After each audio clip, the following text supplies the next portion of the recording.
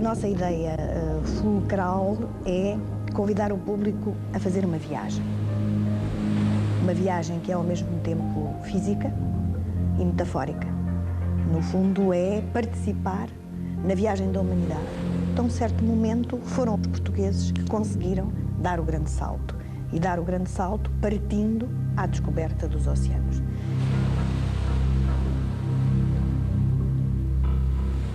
Os oceanos aqui têm um papel também interessante em termos contemporâneos. De facto, são o grande veículo da comunicação, porque os portugueses foram, de facto, os grandes comunicadores. Na viagem, através dos oceanos. O mar, para o português, era o prolongamento da terra. Os sinais da terra eram os sinais do perigo. Existia todo um imaginário em torno do oceano desconhecido, o mar-oceano, como então se designava o atual Atlântico. É aí que vivem os monstros, é aí que existem germes caídos do céu que se misturam com o elemento aquático sem interferência dos outros elementos. O homem, quando não conhece ou quando teme, transforma esse seu medo num mito, ou num fantasma, ou num monstro. O oceano é, portanto, uma realidade que desaparece como uma realidade desconhecida e, como sempre acontece, o desconhecido dá medo. E o Adamastor é bem prova disso, não é? As grandes vagas, as grandes ondas que passavam por cima dos barcos e que os transformavam numas pequenas cascas de nós ou que os atiravam contra as rochas, foram transformadas num homem medonho, como o Camões o descreve.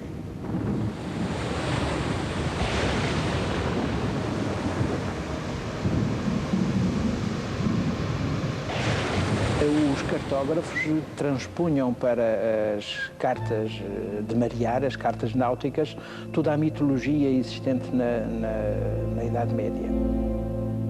O que caracteriza justamente a civilização medieval é a sua compartimentação.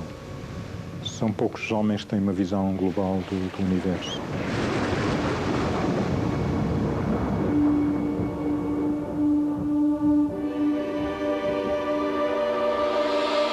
São aqueles que estudaram um pouco os geógrafos antigos e que meditaram sobre as representações cartográficas que vêm da antiguidade, chamado os mapa mundi, em que estão representadas estas grandes áreas da Europa, Ásia e África, divididas por um rio, o Nilo, ou pelo Mar Vermelho.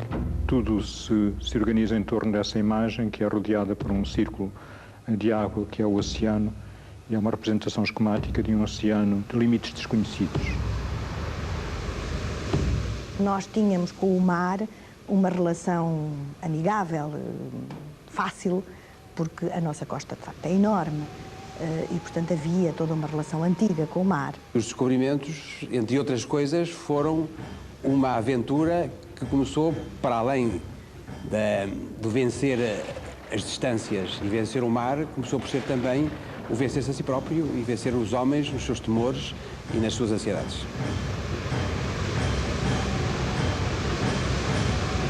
Os portugueses, por um lado, prolongam tradições que vêm desde uma época bastante recuada, desde o mundo antigo, que são mantidos pelos moçárabes e depois por outras tribos islâmicas que fazem a navegação no Mediterrâneo, que fazem também a navegação para os portos do norte da Europa. Lisboa, Sesimbra e o Algarve vão ser, no fim de contas, a síntese destas duas técnicas de construção naval. A dos mares difíceis do norte e da tradição milenar mediterrânea.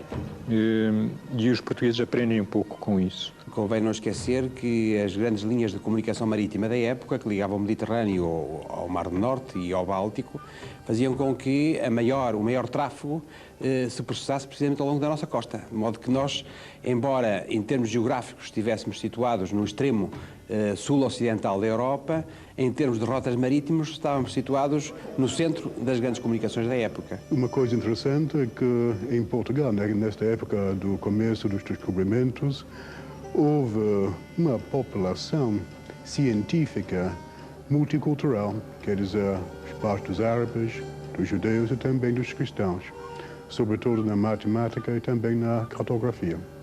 Quando nós começamos os descobrimentos, no princípio do século XV, há uma convicção profunda entre os responsáveis portugueses de que o país só pode ter uma força em termos europeus, e nomeadamente em termos peninsulares, se tiver uma retaguarda, e essa retaguarda implica o ter uma fronteira estratégica que tem que ser necessariamente marítima. O projeto da expansão portuguesa em Marrocos inicialmente não é um projeto inovador.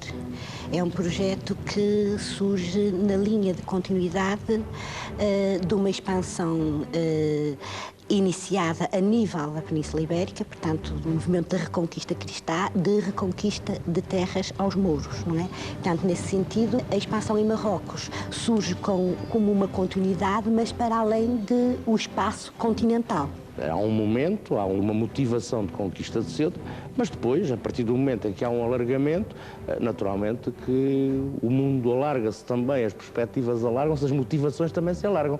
Eu não creio que tivesse havido um pré-plano, vamos agora a Ceuta e depois vamos à Madeira, quer dizer, vamos construir o Império. Isso não ocorre assim, não pode ocorrer. São passos, não é? E a história depois cria a sua dinâmica.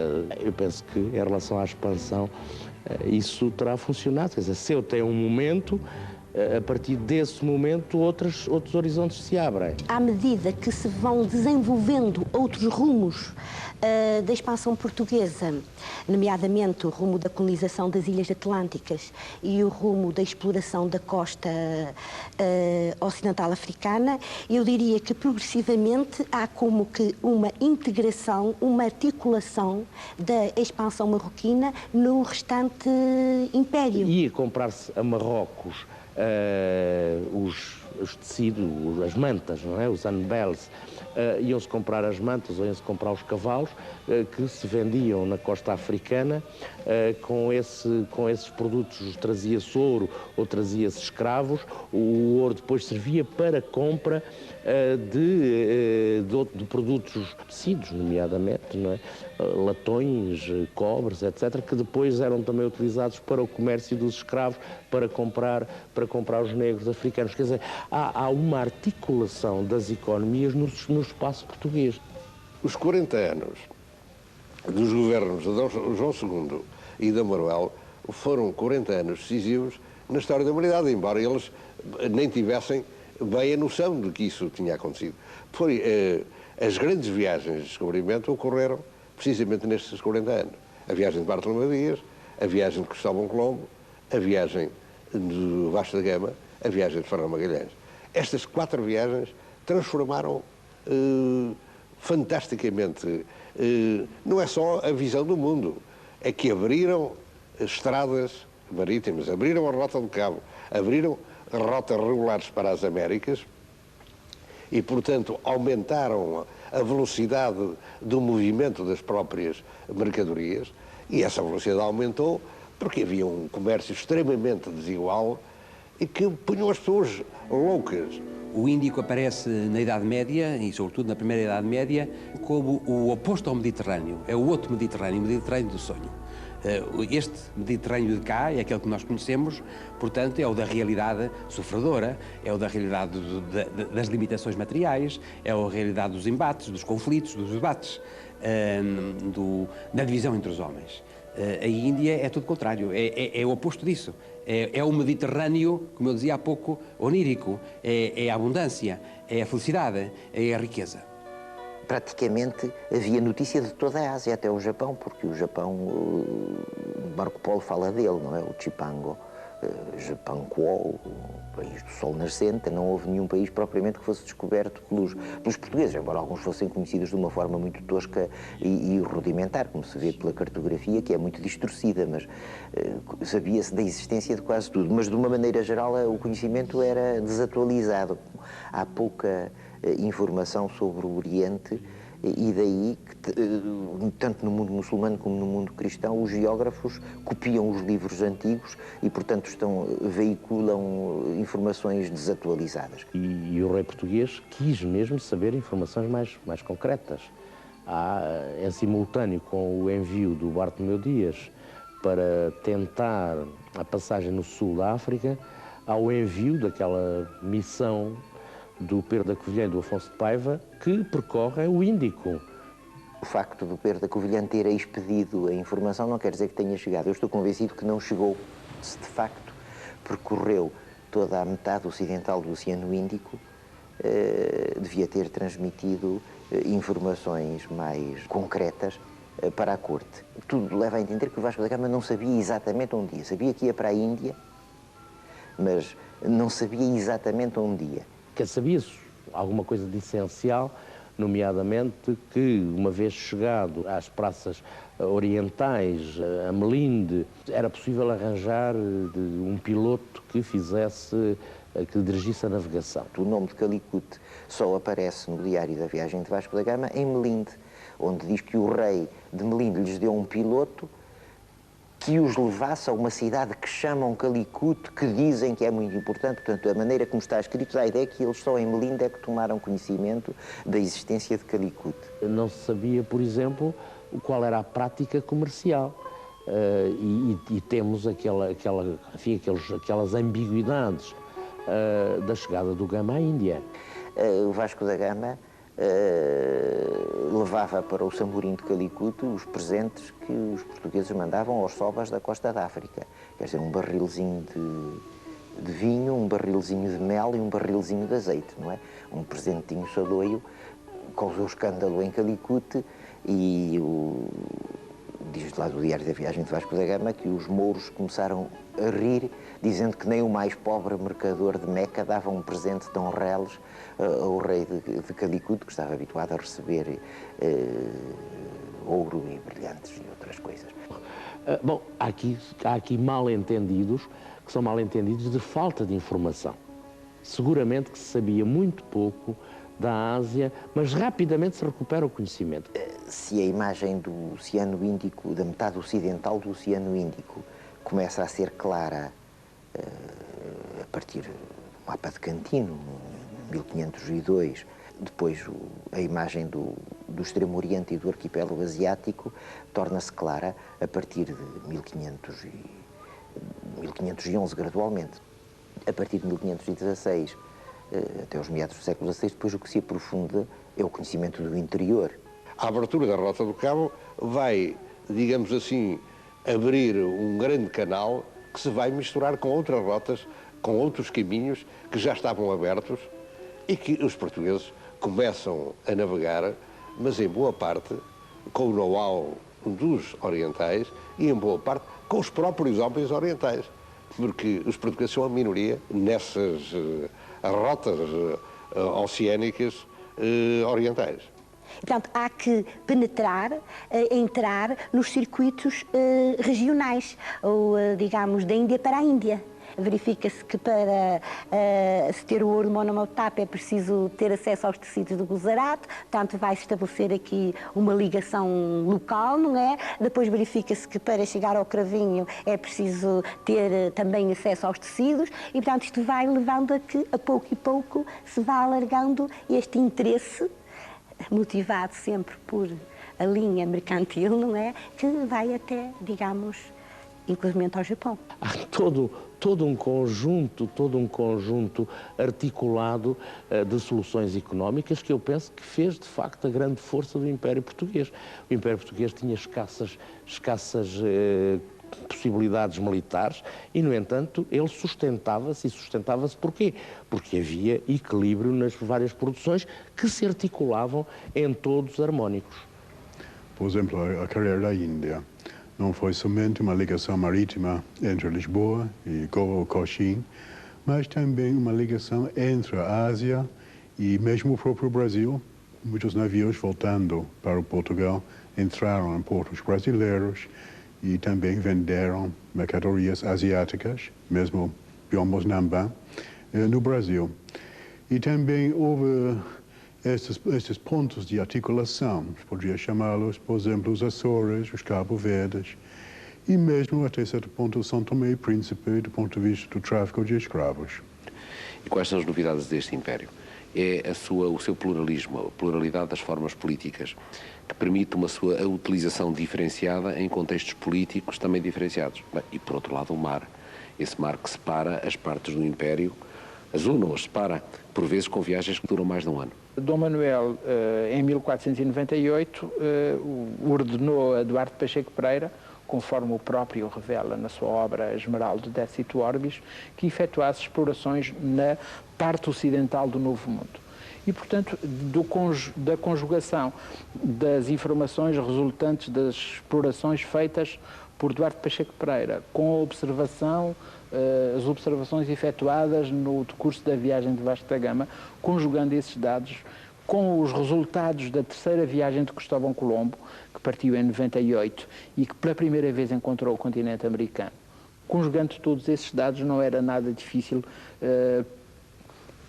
acreditar na possibilidade da existência de ilhas ou terra firme no quadrante austral. Quando o Brasil é descoberto, oficialmente por Pedro Álvares Cabral,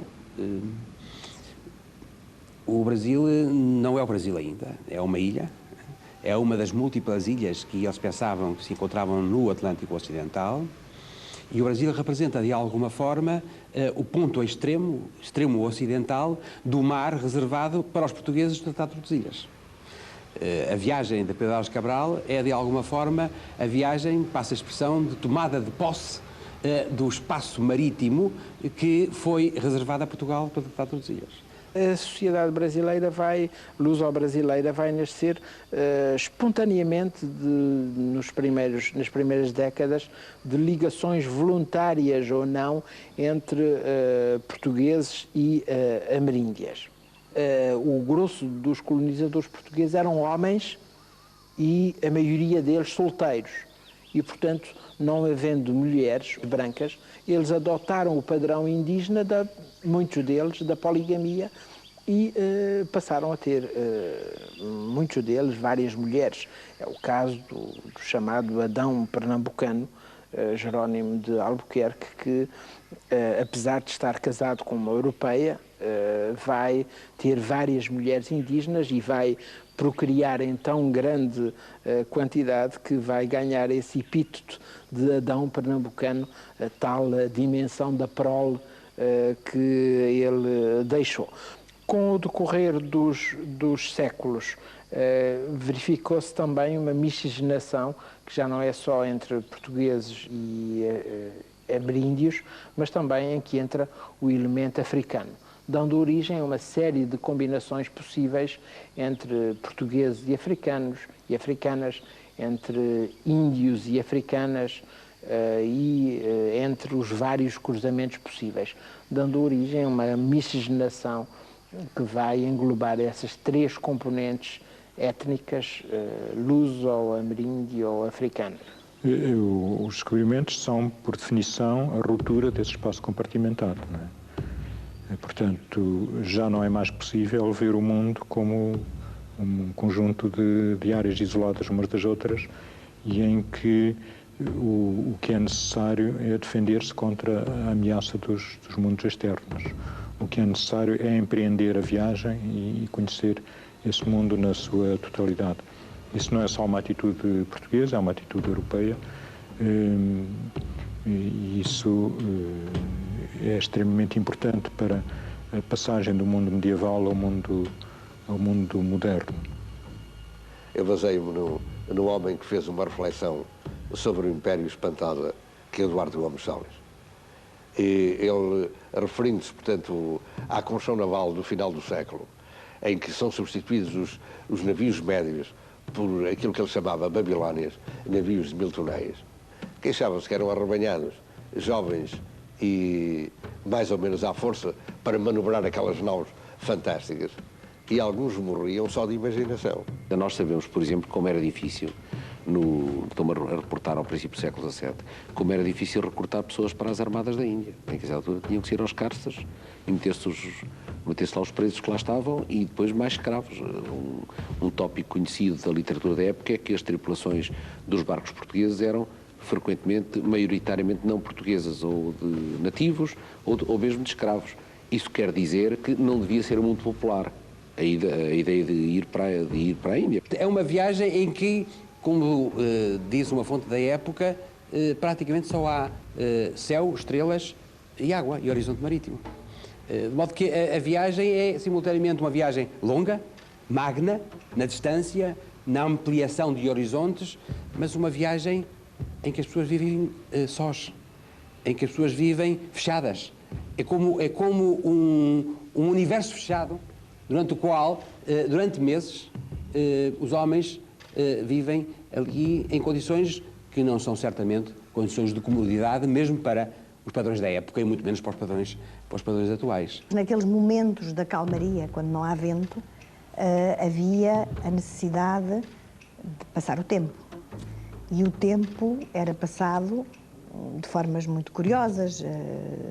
Era passado a rezar, era passado a ver teatro. A própria tripulação se mascarava de personagens normalmente religiosos, e eram os atores que faziam passar o tempo, mas também havia outro tipo de divertimentos proibidos, e sabemos-lo porque pelas proibições sabemos que era corrente, e era o jogo. Eu julgo que as naus eram uma espécie de fortaleza, casa, túmulo, tesouro. Quer dizer, portanto, muitos milhares de portugueses viveram anos em cima daquelas frágeis tábuas. Devia ser fascinante Lisboa na chegada das primeiras caravelas, porque era a cidade onde se vinham ver as novidades. Toda a Europa, de repente, passou a vir aqui para ver o que nós trazíamos, para ouvir os relatos, para espiar, evidentemente, para saber mais também. É uma das grandes cidades da Europa. Há outras cidades que são maiores, Paris, Nápoles, Istambul, mas é uma das grandes cidades da Europa, uma das cidades com uma vida intensa. Há gravuras da época que mostram o movimento dos navios. Nós podemos ouvir o ruído das velas, podemos ver o movimento dos batéis aproximarem-se dos grandes navios que chegavam. E imaginemos a chegada, por exemplo, da Armada da Índia ou a chegada de uma armada carregada de ouro de São Jorge da Mina. Era um espetáculo, as pessoas penduradas em Santa Catarina à espera de ver as velas aparecerem no horizonte. Constrói-se o Paço da Ribeira, o rei desce, vem habitar praticamente dentro da água, em cima da água, em cima do rio, mas mais curioso ainda do que isso, vem habitar em cima dos sacos de pimenta e dos sacos de ouro da Casa da Índia. Portanto, há uma interpenetração perfeita entre interesses comerciais e vida política. Isto não se passa apenas com o rei, passa-se com a maior parte dos grandes senhores, não é? Que constroem as suas casas ou reformam as suas casas ao longo, neste caso, do Tejo, voltando as costas para o interior. Eu creio que o Fernão Mendes Pinto dá, inclusive, a imagem que os orientais tinham de nós, os roubadores do mar, os homens da nação barbada, os homens que vieram do extremo ocidente de mundos fantásticos, remotos, e que vieram por mar. Inicialmente, até dizem, muitos crimes vocês deviam ter praticado no vosso país para se aventurarem a atravessar tanto mar de dia e de noite para virem a esta terra tão longínqua.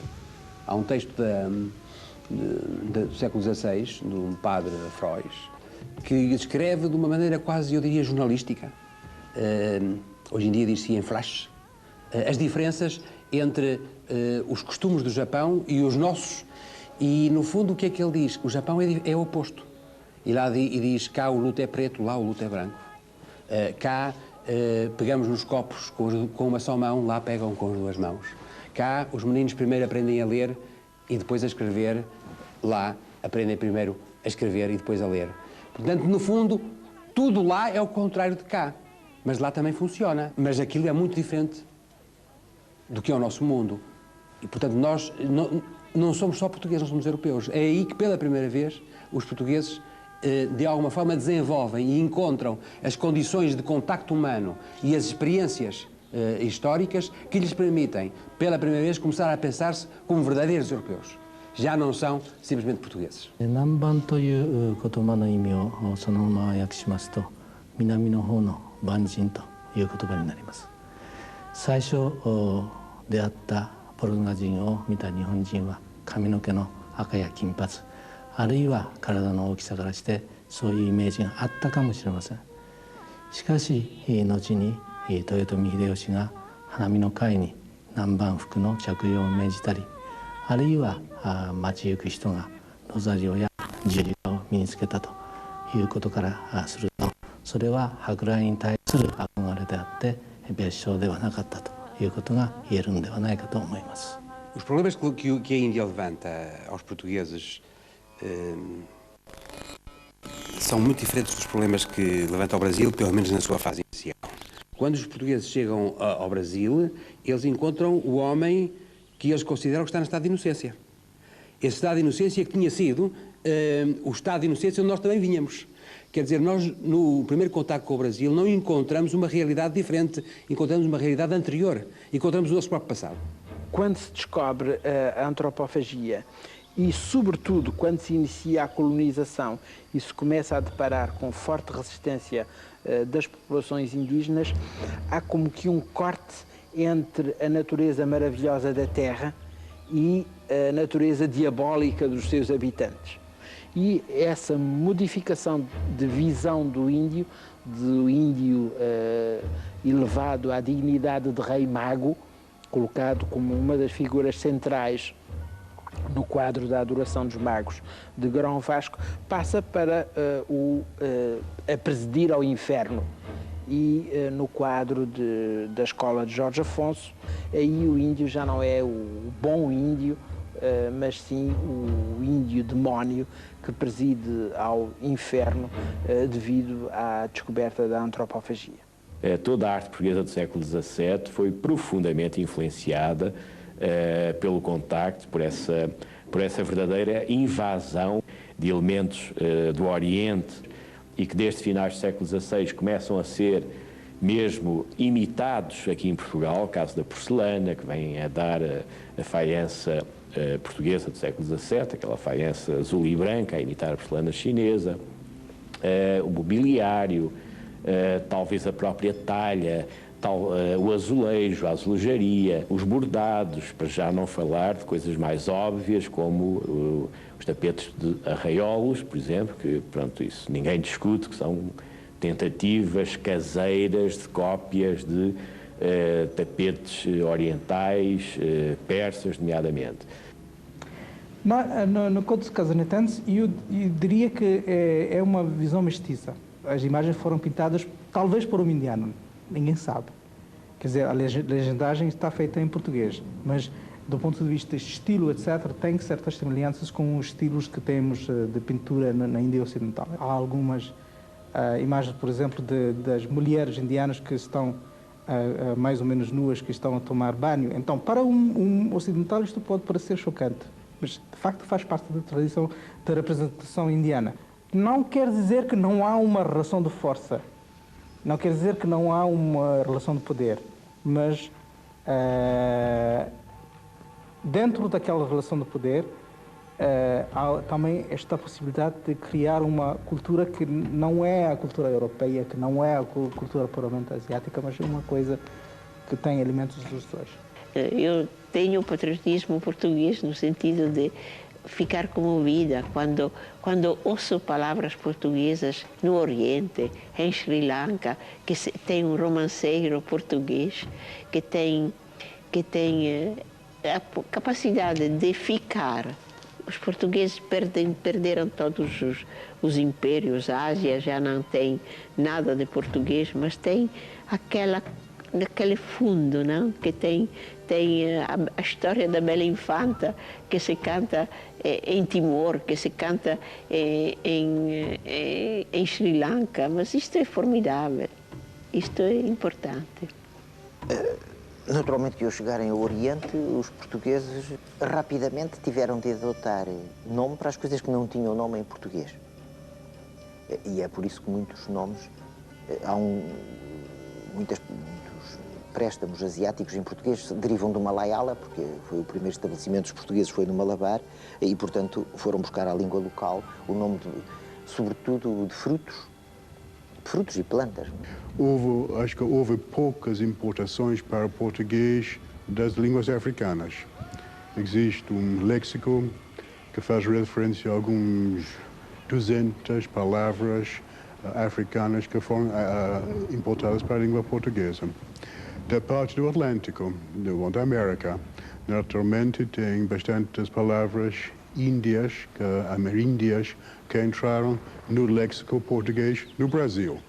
Os vocábulos tupi-guaranis introduzidos na língua portuguesa são, sobretudo, vocábulos ligados a produtos da terra e a animais e a plantas. Temos exemplos, o maracanã é uma espécie de um periquito, a mandioca, o maracujá, a goiaba, são designações de produtos da terra que entram na língua portuguesa por essa via. E, de facto, a língua e o português e as palavras portuguesas que ficaram em línguas de todo o universo por onde nós passamos, ou a própria língua portuguesa, como é o caso do Brasil, ou como é o caso do Japão, que eu cito sempre e me comove sempre, porque de facto há uma quantidade enorme, mais de 100 palavras portuguesas, que ainda hoje na língua japonesa são utilizadas. そしてなおまた今我々の現代の生活の中に特に食べ物について言えばパンとかカステラとかあるいは生活の上でカッパとかですね、ビロードとか我々がさりげなく使っている言葉の中にポルトガル語がたくさんあります。そういう意味でポルトガルと日本は大変距離は遠いけれども近い国であるというようなことが言えるんではないかと思います。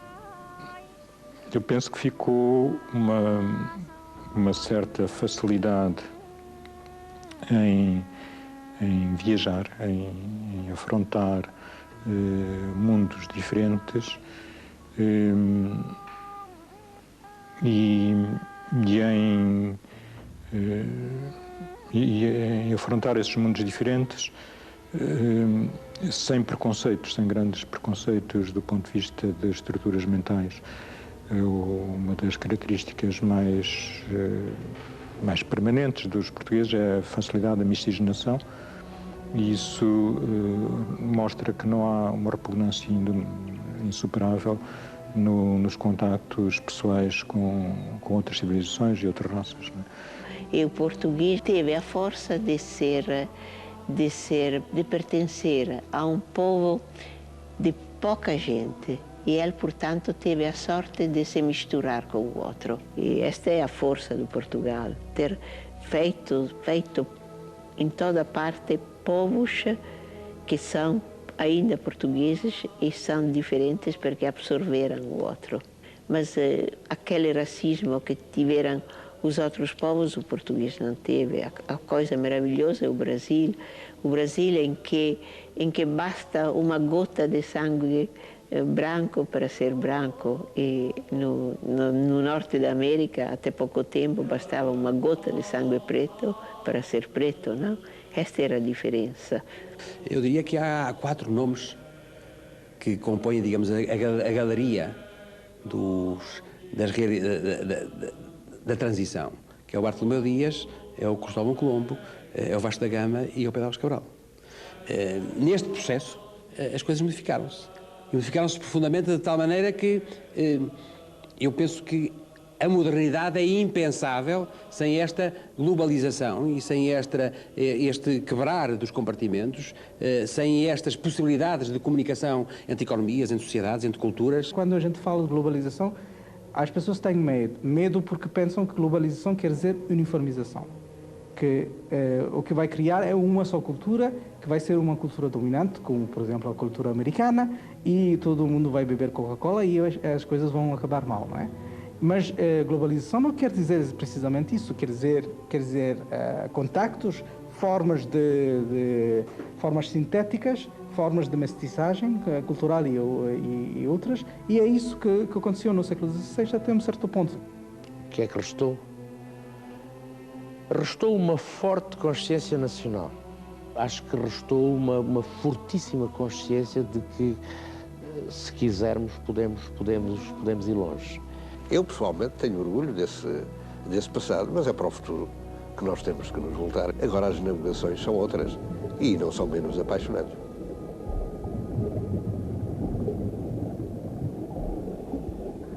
em 1993-94, foram descobertos vestígios de madeira aflorando a areia, e foi aqui que nasceu o ponto de partida de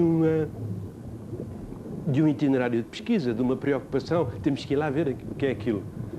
E de facto, feita a pesquisa, e houve um conjunto de evidências que pouco a pouco se cruzaram, mostrando que dificilmente estaríamos perante outra coisa que não o casco da Nossa Senhora dos Mártires.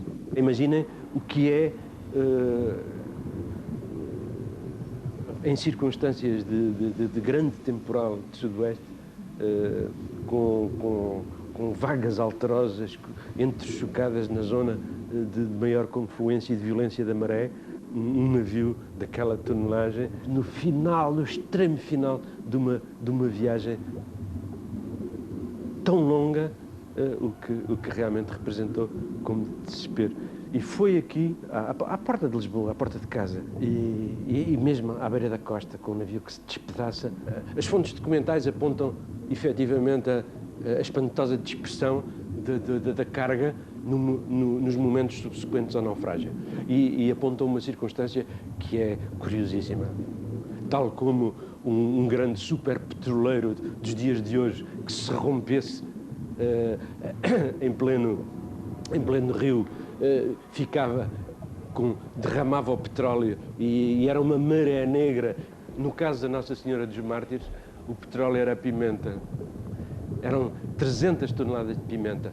E as próprias fontes relatam que o Tejo estava negro de pimenta, que navegava para cima e para baixo ao longo das marés e que sujava as praias, que estavam cobertas de um manto preto, quilómetros em redor. E, curiosamente, a população, os pescadores, os oficiais do rei, andavam em botes em terra e por todo o lado, com camaroeiros a apanhar pimenta, a tentar lavá-la, a secá-la, etc. Porque, de facto, aquilo representava uma riqueza imensa que se tinha perdido, ou que se tentava recuperar, e que modelava, digamos, em pano de fundo, todo o naufrágio.